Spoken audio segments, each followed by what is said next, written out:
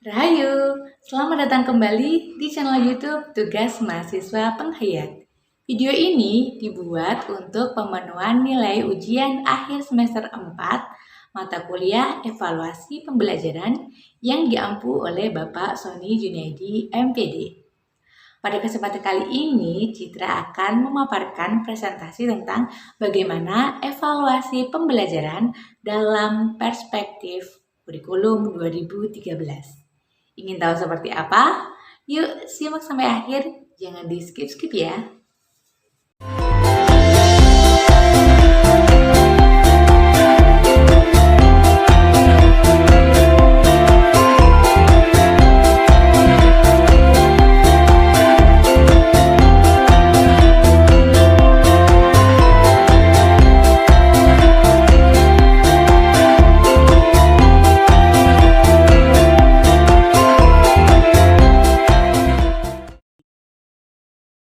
Pada video kali ini kita akan membahas tentang evaluasi pembelajaran dalam perspektif kurikulum 2013. Apa saja yang akan kita bahas? Yang pertama adalah pendekatan penilaian, yang kedua adalah ruang lingkup teknik dan instrumen penilaian, yang ketiga adalah mekanisme dan prosedur penilaian, yang keempat adalah pelaksanaan dan pelaporan penilaian, yang kelima karakteristik penilaian, dan yang keenam adalah implementasi, kendala, serta solusi dalam pengaplikasian kurikulum 2013. Langsung saja kita akan membahas poin yang pertama, yaitu tentang pendekatan penilaian. Seperti yang kita ketahui bahwa kurikulum 2013 merupakan kurikulum yang berbasis kompetensi dengan kompetensi dasar atau KD sebagai kompetensi minimal yang harus dicapai oleh peserta didik. Di sini penilaian tidak hanya difokuskan pada hasil belajar, tetapi juga pada proses belajar. Peserta didik dilibatkan dalam proses penilaian terhadap dirinya sendiri dan penilaian antar teman sebagai sarana untuk berlatih melakukan penilaian. Nah, dalam penilaian selama ini cenderung dilakukan untuk mengukur hasil belajar peserta didik. Dalam konteks ini, penilaian diposisikan seolah-olah sebagai kegiatan yang terpisah dari proses pembelajaran. Padahal dalam kurikulum 2013 itu mempertegas pergeseran dalam melakukan penilaian, yakni dari penilaian tes menuju penilaian otentik. Pemanfaatan penilaian bukan sekedar mengetahui pencapaian hasil belajar, justru yang lebih penting adalah bagaimana penilaian mampu meningkatkan kemampuan peserta didik dalam proses belajar. Nah, di penilaian ini dilaksanakan melalui pendekatan penilaian, yaitu ada 3. Yang pertama adalah pendekatan assessment of learning. Kemudian yang kedua adalah assessment for learning. Dan yang ketiga yaitu assessment as learning, di mana dalam assessment of learning ini merupakan penilaian yang dilaksanakan setelah proses pembelajaran selesai, di mana ketika proses pembelajaran selesai tidak selalu terjadi di akhir tahun ataupun di akhir peserta didik menyelesaikan pendidikan pada jenjang tertentu. Namun setiap pendidik itu melakukan penilaian untuk memberikan pengakuan terhadap pencapaian hasil belajar setelah proses pembelajaran selesai, yang berarti pendidik tersebut melakukan assessment of learning, contohnya pada ujian nasional, ujian sekolah, dan berbagai bentuk penilaian sumatif ketika selesai pembelajaran.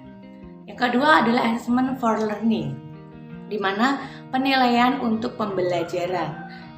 Jadi penilaian selama pembelajaran berlangsung dan biasanya digunakan sebagai dasar untuk melakukan perbaikan proses belajar mengajar. Pada pendidik di sini pendidik memberikan umpan balik terhadap proses belajar peserta didik, di mana para pendidik itu memantau kemajuan dan menentukan kemajuan belajarnya. Contohnya, pada penilaian ini dilakukan dengan cara penugasan, presentasi, proyek, bahkan juga kuis. Yang selanjutnya adalah assessment as learning, di mana assessment ini dilakukan penilaian sebagai pembelajaran, yaitu mempunyai fungsi sebagai formatif dan dilaksanakan selama proses pembelajaran berlangsung yang melibatkan peserta didik secara aktif dalam kegiatan penilaian tersebut. Peserta didik diberi pengalaman untuk belajar menjadi penilai bagi dirinya dan dilibatkan dalam merumuskan prosedur penilaian seperti kriteria maupun rubrik atau pedoman penilaian, sehingga para peserta didik ini mengetahui dengan pasti apa yang harus dilakukan agar memperoleh capaian belajar yang maksimal. Contohnya bisa dengan melakukan penilaian diri ataupun self assessment dan penilaian antar teman.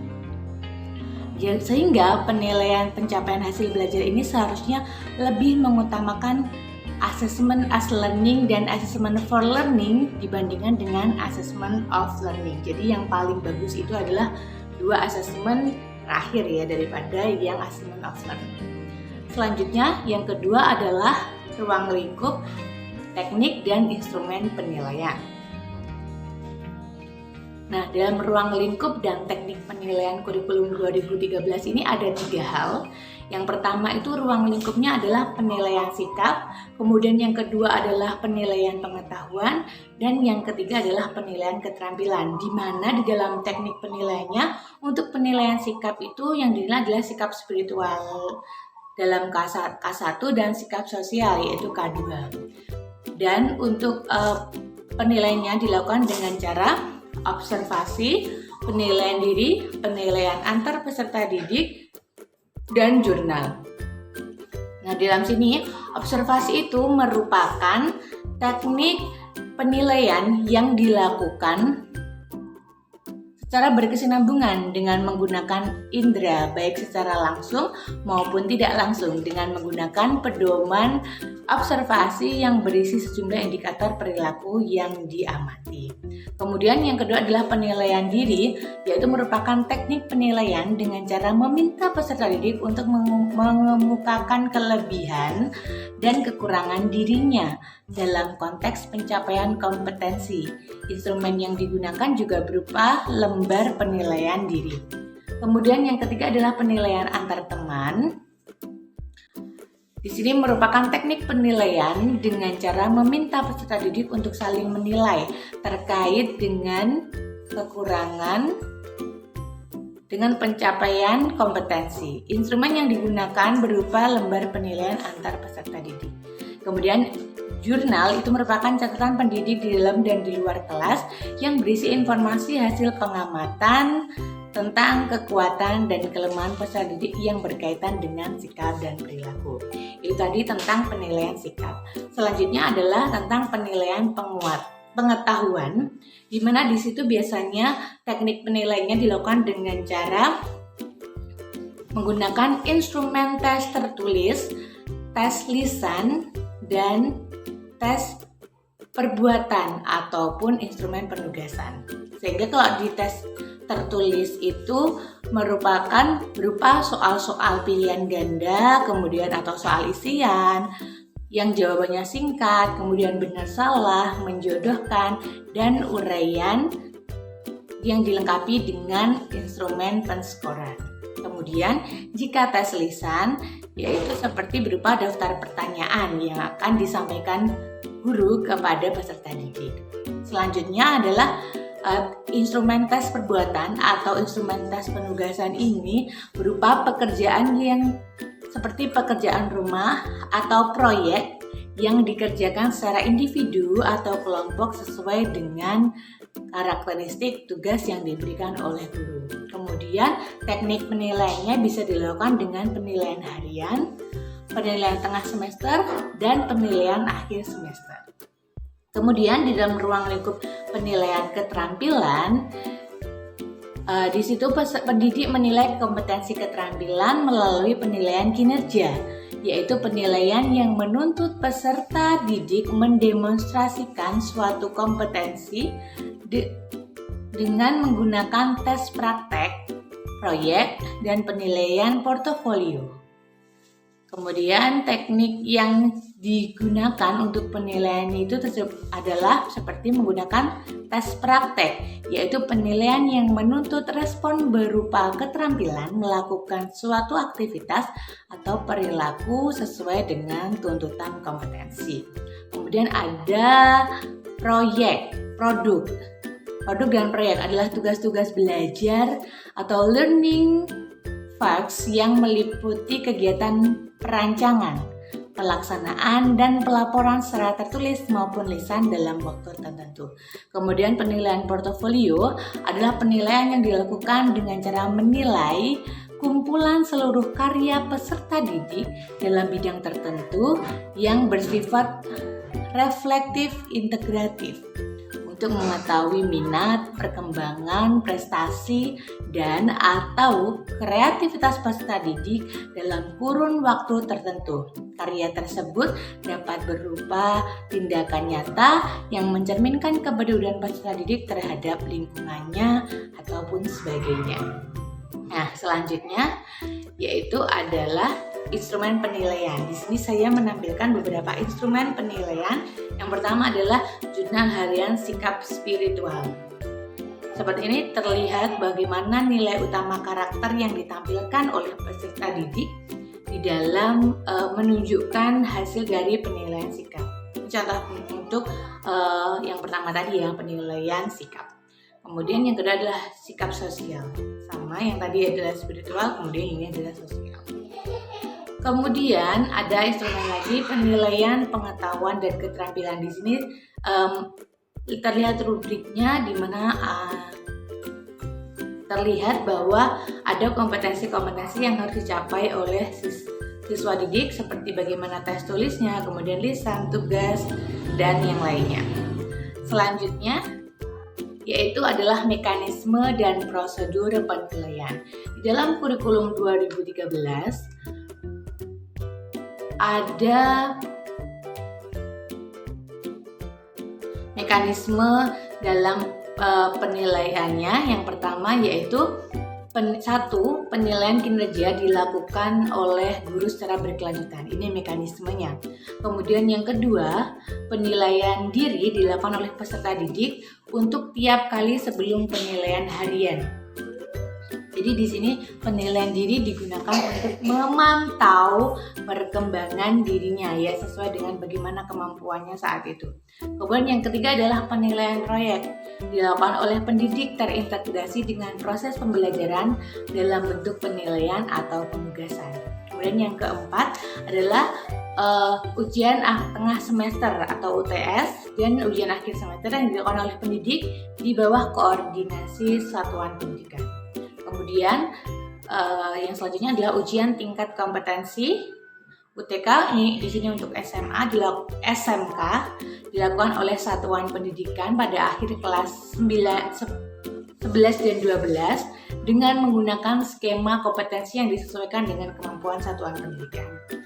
Selanjutnya adalah ujian mutu tingkat kompetensi UMTK untuk SMK juga dilakukan oleh pemerintah pada akhir kelas 12 secara nasional dengan mempertimbangkan kemampuan satuan pendidikan. Bagi satuan pendidikan yang dapat dikategorikan sebagai lembaga sertifikasi profesi pihak pertama, LSPP 1 dapat menggunakan nilai UTK sebagai nilai UMTK. Yang selanjutnya mekanismenya yaitu ujian sekolah dilakukan oleh satuan pendidikan sesuai dengan peraturan perundang-undangan, dan kemudian ujian nasional dilakukan oleh pemerintah sesuai dengan peraturan perundang-undangan. Itu tadi adalah mekanisme dalam penilaian kurikulum 13, dan yang selanjutnya adalah prosedur dalam melakukan penilaian kurikulum 13. Di mana yang pertama yaitu menginformasikan silabus mata pelajaran yang di dalamnya memuat rancangan dan kriteria penilaian pada awal semester. Yang kedua adalah mengembangkan indikator pencapaian KD dan memilih teknik penilaian yang sesuai pada saat menyusun silabus mata pelajaran.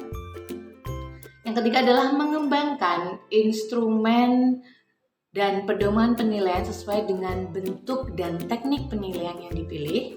Yang keempat adalah melaksanakan tes, pengamatan, penugasan, atau bentuk lain yang diperlukan. Yang kelima adalah mengolah hasil penilaian untuk mengetahui kemajuan hasil belajar dan kesulitan belajar peserta didik. Selanjutnya adalah mengembalikan hasil pemeriksaan pekerjaan peserta didik disertai komentar yang mendidik. Lalu yang ketujuh, memanfaatkan hasil penilaian untuk perbaikan pembelajaran. Kemudian melaporkan hasil penilaian mata pelajaran pada setiap akhir semester kepada pimpinan satuan pendidikan dalam bentuk satu nilai prestasi belajar peserta didik disertai deskripsi singkat sebagai cerminan kompetensi utuh. Dan yang terakhir adalah melaporkan hasil penilaian akhlak kepada guru agama dan hasil penilaian kepribadian kepada guru pendidikan kewarganegaraan sebagai informasi untuk menentukan nilai akhir semester akhlak dan kepribadian peserta didik dengan kategori sangat baik, baik atau kurang baik.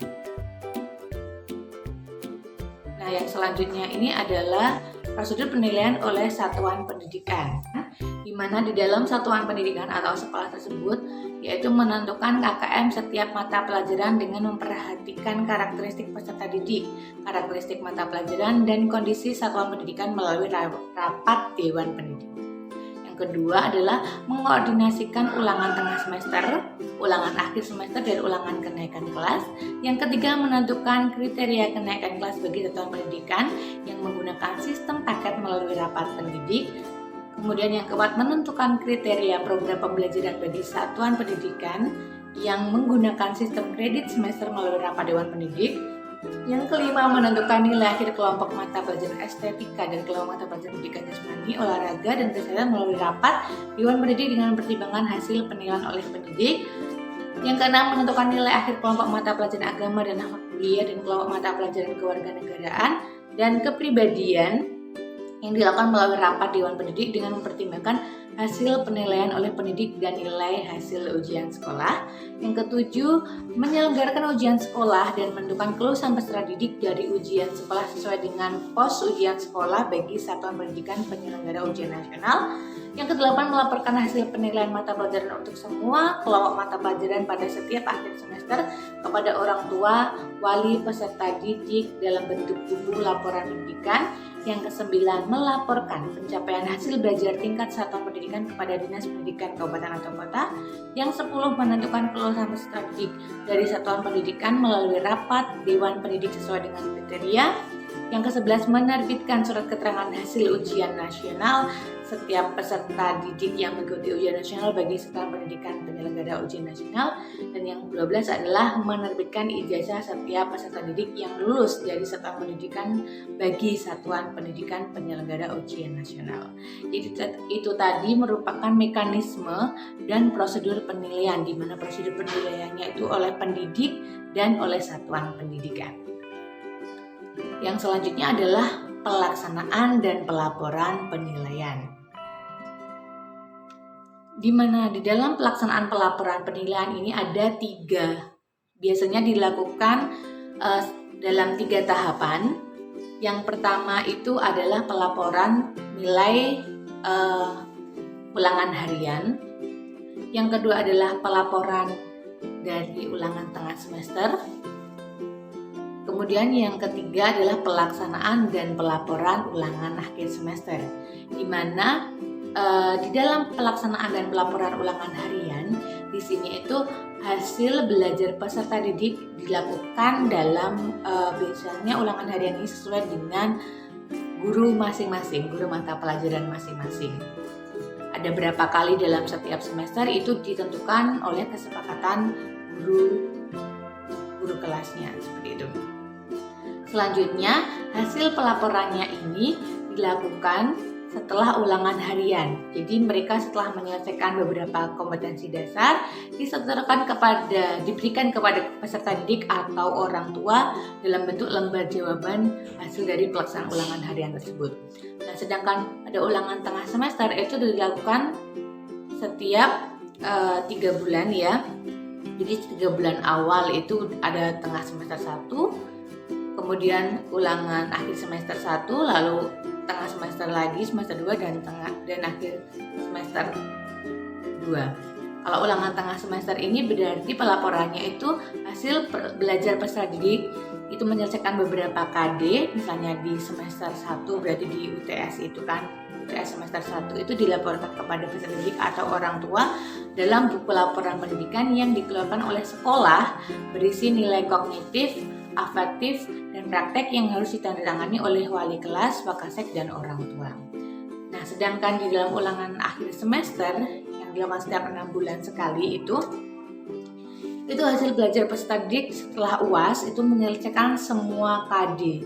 Jadi semester 1 KD apa yang harus ditempuh itu harus diselesaikan, kemudian dinilai, dan hasil belajar peserta didik tersebut dilaporkan kepada orang tua dalam buku laporan yang dikeluarkan oleh Dinas Pendidikan. Berisi nilai kognitif, afektif, praktek, dan ketercapaian kompetensi yang harus ditandatangani oleh wali kelas, kepala sekolah, dan juga orang tua. Jadi sampai sini benar-benar terlihat ya perbedaannya bagaimana pelaksanaan dan pelaporan penilaian pada setiap tahapan. Baik, selanjutnya adalah yang kelima adalah karakteristik penilaian. Di mana proses pembelajaran dalam kurikulum 2013 ini menitik beratkan pada perubahan pola pikir. Perubahan itu berpengaruh pada sistem penilaian sehingga lahirlah 5 karakteristik penilaian kurikulum 2013 yang wajib dikuasai oleh tenaga pendidik dalam melaksanakan penilaian terhadap anak didiknya. Dan kelima karakter penilaian tersebut adalah yang pertama belajar tuntas, kedua otentik, ketiga berkesinambungan, keempat menggunakan teknik dan bentuk penilaian bervariasi, dan yang kelima berdasarkan acuan kriteria. Kita akan membahas satu-satu. Belajar tuntas. Di sini ketuntasan belajar merupakan pencapaian minimal dari kompetensi setiap muatan pelajaran yang harus dikuasai oleh peserta didik dalam kurun waktu belajar tertentu atau KKM. Kemudian ketuntasan aspek sikap KI 1 dan KI 2 ditunjukkan dengan perilaku baik peserta didik. Sedangkan ketuntasan belajar aspek pengetahuan KI 3 dan keterampilan KI 4 ditentukan oleh satuan pendidikan. Dan peserta didik yang belum mencapai ketuntasan belajar diberi kesempatan untuk memperbaiki. Dan peserta didik tidak diperkenankan melakukan pembelajaran kompetensi selanjutnya sebelum kompetensi tersebut tuntas. Kriteria ketuntasan dijadikan acuan oleh pendidik untuk mengetahui kompetensi yang sudah atau belum dikuasai peserta didik. Melalui cara tersebut, pendidik mengetahui sedini mungkin kesulitan peserta didik sehingga pencapaian kompetensi yang kurang optimal dapat segera diperbaiki. Itu untuk yang belajar tuntas. Yang selanjutnya adalah penilaian otentik, di mana penilaian ini dilakukan untuk mengukur kompetensi secara holistik. Aspek sikap, pengetahuan, dan keterampilan dinilai secara bersamaan sesuai dengan kondisi nyata. Penilaian ini dilaksanakan untuk mengetahui pencapaian kompetensi peserta didik yang dikaitkan dengan situasi nyata, bukan hanya di dunia sekolah saja. Oleh karena itu, dalam melakukan penilaian digunakan berbagai bentuk dan teknik penilaian. Kemudian penilaian otentik ini tidak hanya mengukur apa yang diketahui oleh peserta didik, tetapi lebih menekankan pada mengukur apa yang dapat dilakukan oleh peserta didik. Tidak hanya pengetahuan, tapi juga yang bisa dilakukan, yaitu praktek. Kemudian berkesinambungan. Di sini adalah penilaian dimaksud sebagai penilaian yang dilakukan secara terus-menerus dan berkelanjutan selama pembelajaran berlangsung. Tujuannya adalah untuk mendapatkan gambaran yang utuh mengenai perkembangan hasil belajar peserta didik, memantau proses, kemajuan, dan perbaikan hasil terus-menerus dengan menggunakan berbagai bentuk penilaian. Yang selanjutnya adalah menggunakan teknik dan bentuk penilaian bervariasi. Di sini misalnya penilaian sikap, pengetahuan, dan keterampilan itu dilakukan menggunakan berbagai teknik penilaian yang sesuai dengan karakteristik kompetensi yang akan diukur atau dinilai. Berbagai metode atau teknik penilaian dapat digunakan seperti tes tertulis, tes lisan, penugasan, penilaian kinerja atau praktek, penilaian proyek, portofolio, dan pengamatan atau observasi seperti yang sudah kita bahas di awal. Selanjutnya adalah yang kelima, penilaian berdasarkan acuan kriteria. Di sini kemampuan peserta didik tidak dibandingkan terhadap kelompoknya, tetapi dibandingkan terhadap ketuntasan yang ditetapkan. Kriteria ketuntasan atau KKM yang ditetapkan oleh satuan pendidikan dengan mempertimbangkan karakteristik peserta didik, karakteristik mata pelajaran, dan kondisi pada satuan pendidikan tersebut. Yang selanjutnya, implementasi, kendala, dan solusi.